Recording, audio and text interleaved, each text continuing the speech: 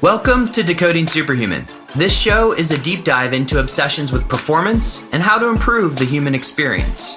Twice a week, I explore the latest science, technology, and tactics with experts in various fields of human optimization.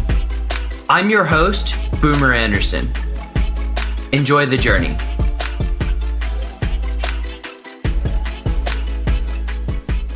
All right, superhumans, it's Boomer. We are back. And I am in Kiev, Ukraine, which is quickly becoming one of my unexpectedly favorite cities in Europe. I'm here because my friend Dr. Sviatoslav Konenko invited me to speak at Ukraine's first Biohacking Fest. And the event just wrapped up, and I wanted to give you guys a couple of minutes reflection on the event. So first, Sviatoslav Konenko, aka Slava, approached me about speaking at this event a few months ago. And the reasons behind starting the event, the mission with the event, was so powerful that I moved everything I could to be here. Sviatoslav is on a mission really to promote the idea of health and proactive and even preventative health in the Ukraine. And the passion at which he talks about his country, his fellow citizens, is so inspiring that you just have to be here. You had to be in the room. And the crowd was electric. We had influencers, people from the business world, guys like Jim Bagnola, and even people like David Lynch. I mean, David Lynch produced Mulholland Drive. It was so cool to see him present. In terms of the international speakers, other than the two that I just mentioned, there were people like Kaspers Vendelis, Timu Arina, as well as Simland, who came on the podcast before, and I'll link to those in the show notes, but also presented ideas to a very receptive audience around autophagy, ketogenic diets, biohacking and the future of biohacking, and of course, just ways you can unlock 100% of your energy every day. And Casper's, I do love the analogy of 51-49 if you are listening to this. So what did I talk about on my 30 minutes on stage? I had a chance to present the idea of smarter, not harder approaches to work. You guys have listened to the podcast for a while now, and you know my background.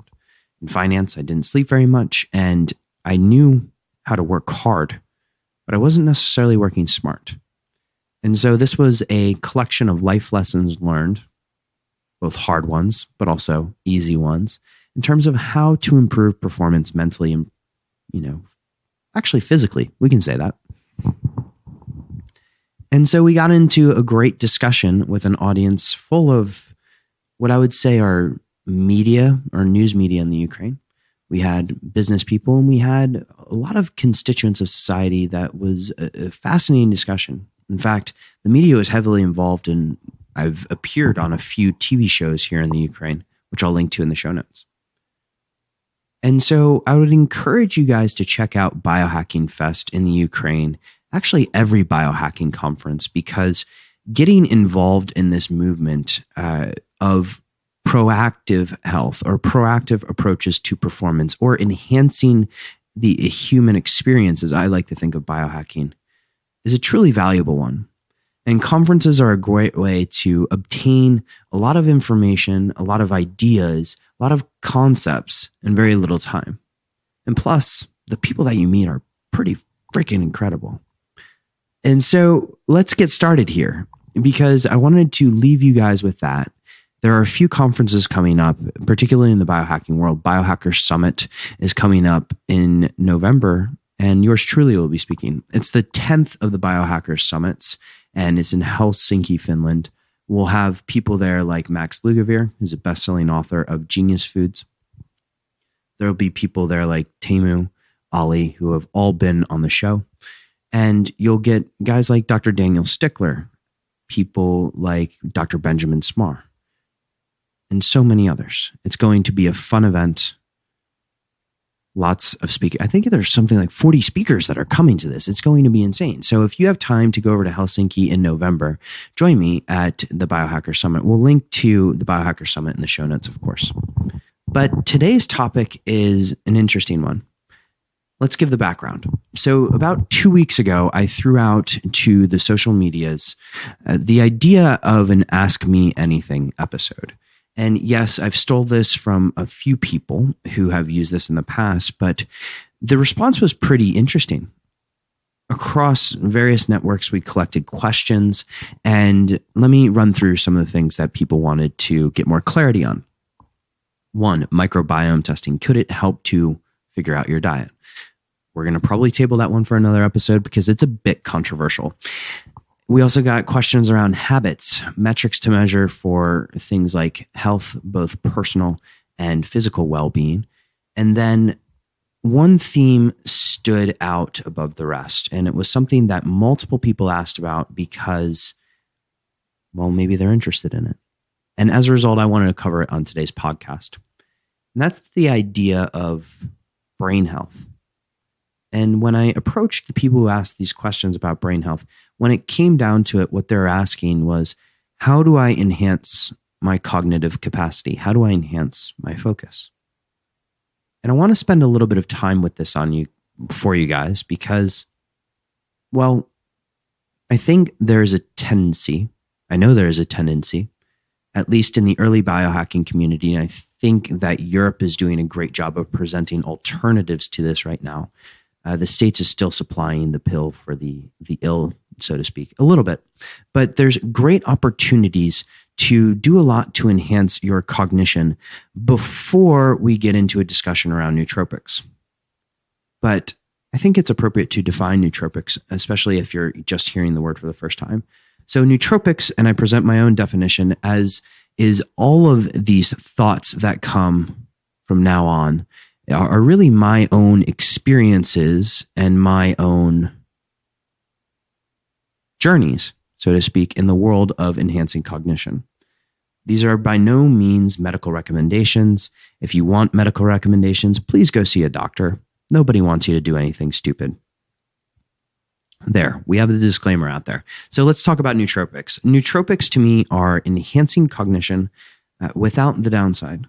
So that means something like falling off, aka cocaine is not a nootropic. Just because it helps you focus for that little bit, doing rails of cocaine off of a toilet are probably not a good idea for the repercussions.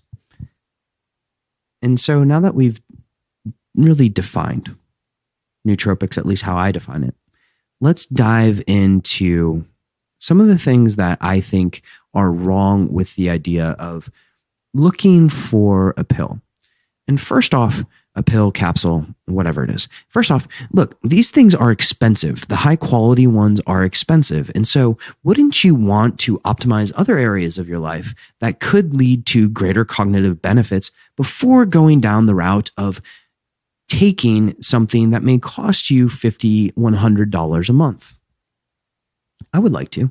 Some of these are more, well, they're easier to implement in your everyday life. They don't cost anything. And certainly may offer a little bit of an alternative to going down the nootropics route down right away. And so first, nootropics.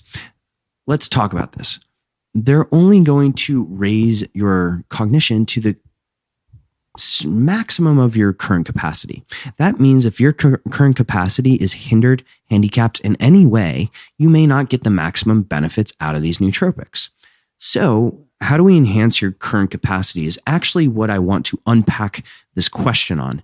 And so Jake and the guys who ask these questions about how to enhance cognition, I want to focus on the natural side of things first, or the things that we can do in our everyday life to not only help us become more superhuman, but to enhance cognition.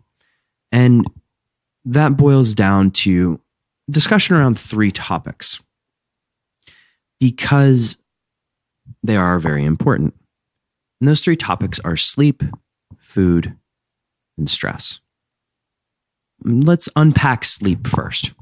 So sleep is a little bit of a interesting movement going on right now. There's a little bit of an interesting movement going on right now around sleep, in that people are beginning to recognize that sleep is important. We've had whole fields develop, like circadian biology. We've had discussions on this podcast before with Greg Potter, Benjamin Smarr, and others about why sleep is important. But still, and, I am very, very guilty of this in years past, but still there has been this notion that we need to work harder.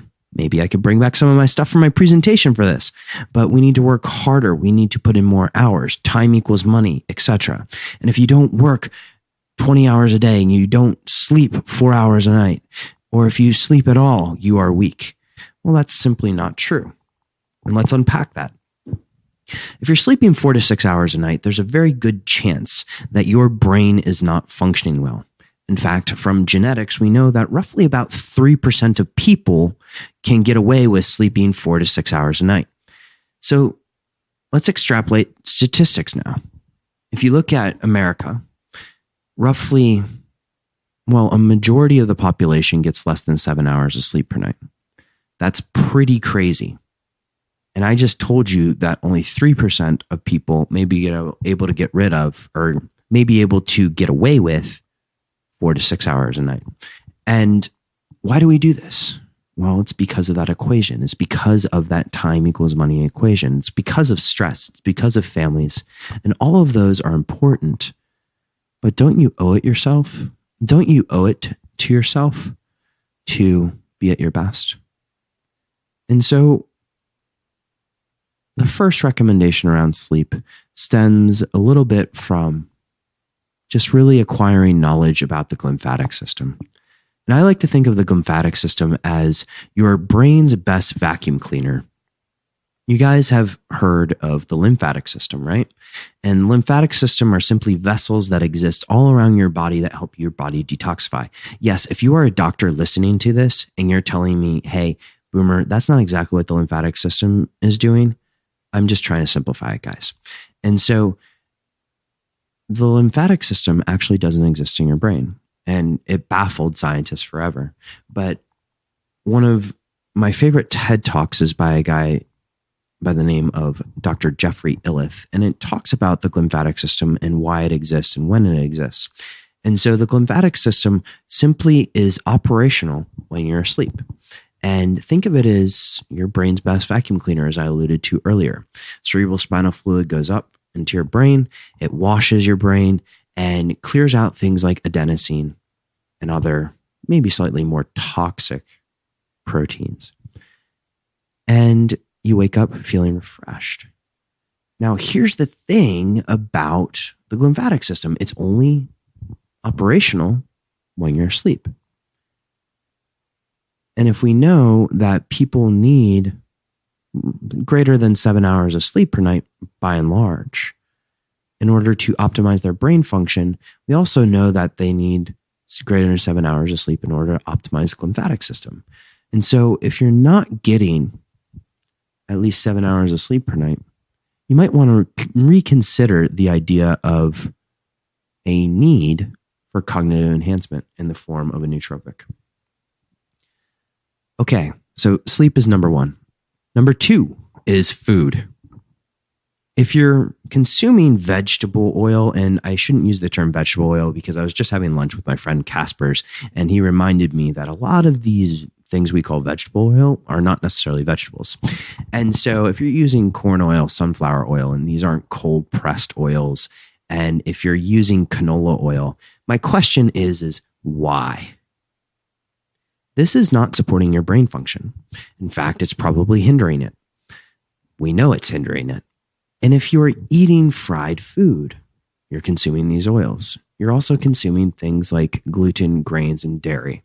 Now, there's going to be a subsection of the world that I may piss off by saying this, but there is no real need, at least to my awareness, for dairy, gluten, or grains in your diet.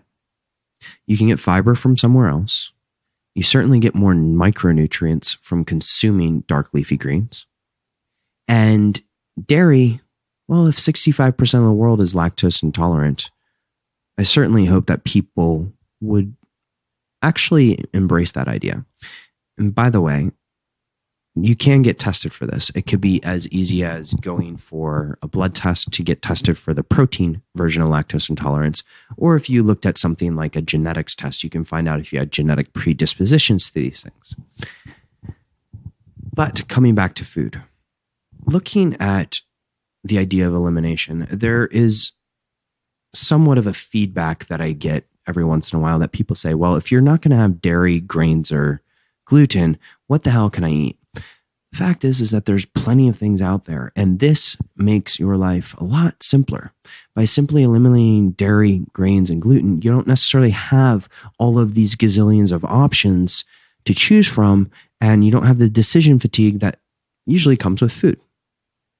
And so getting delicious vegetables, sometimes some fruit, some meat, some fish, some nuts into your diet is a great way to really make sure that your body is performing at your best. And again, the key message there is just eat real food, right? If you can't pronounce the ingredient, chances are you shouldn't be eating it. So let's say you're now sleeping 7 hours. You're now eating real food. Where do you go from there? I ask you, how are your stress levels? And stress can be a good thing, but if you perceive it as a bad thing, it may do something a little bit negative to you. And of course, testing stress through looking at 24-hour cortisol, heart rate variability, and other things are great metrics to measure in order to know where you are, know where you stand, how you're actually handling stress. And if you have a great cortisol curve, if you have a fantastic HRV and you're recovering well, then that's great. But let's say you're not, and you're looking to really optimize stress. One of the things that I like to do, and I mentioned this in my presentation in Ukraine this weekend, is to create space. And we can create space by creating next actions lists. And next actions lists are simply, what is the next physical action that you have to do towards a given goal? Now, to build a next actions list, you need to actually empty your mind of everything that you have to do, all of the agreements that you've made, and simply all of the events that you're committed to, everything into some sort of, I guess you can call it an external brain, but you need to empty your brain into some sort of technology or into a notebook. Now, for me, when I first did this, it was extremely powerful. And I know if I ever experience overwhelm, it's because I haven't dumped my next actions or my thoughts into an external brain or a technology that I can use, recall easily, and be able to action. This idea is not my own. It comes from David Allen, who has been on the podcast now. And really, it's a life-changing thing once you do it. So if you are overwhelmed, if you're experiencing bandwidth poverty, getting yourself clear by looking at externalizing your brain is a great way to go. Now, let's say you've done that. There's some fantastic things that we can do through the nervous system simply by breathing.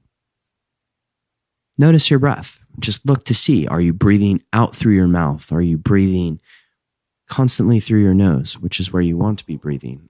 Are you breathing in sort of a sinusoidal, say that 5 times fast, motion? Or is it more erratic? Are you breathing into your chest? Well, that's probably not good. You want to breathe into your diaphragm. And we can link to some videos about how to do this in the show notes. But being able to breathe well is one of the first steps to building stress resilience. The second one, or third one now, that I would probably add to this is gratitude. And the practice of gratitude is absolutely profound. It's simple. You take a piece of paper or a digital journal. I find pieces of paper to be absolutely effective for this. And write down 3 things that you're grateful for. And if you write down those 3 things that you're grateful for, it could be a place, a person, an opportunity that day. That's the rhythm that I follow. It will allow you to just put yourself in a certain state. So now we've given you some really We've gone through some objectives of how to get to a level where you're able to go towards cognitive enhancement. We've got a strategy here of optimizing food, stress, and sleep. And we've given you guys some tactics. And so once you've done that, assuming you feel better, assuming that you're sleeping well, 7 hours, you're eating well, great, and you're experiencing stress in a very positive way, well, nootropics are a fun way to enhance cognition after that.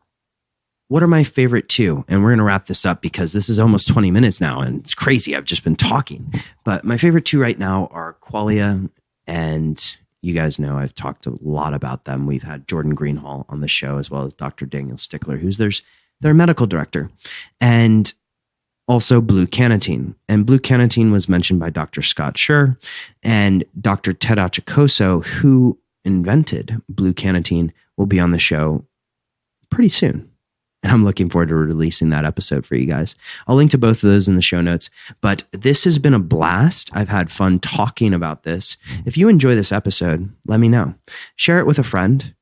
Share it with anyone. Facebook, Instagram, Twitter, TikTok, whatever social network you're on. But also head on over to iTunes and leave us a 5-star rating, because all of those ratings really, really help get the word out. And we're here to elevate the human experience. It's Boomer Anderson. Thank you so much for tuning in. The show notes for this one are decodingsuperhuman.com/AMA. If you have feedback for this style of episode, please email us at podcast@decodingsuperhuman.com. You know I read all of them. Thank you guys. I love you and have an absolutely epic day.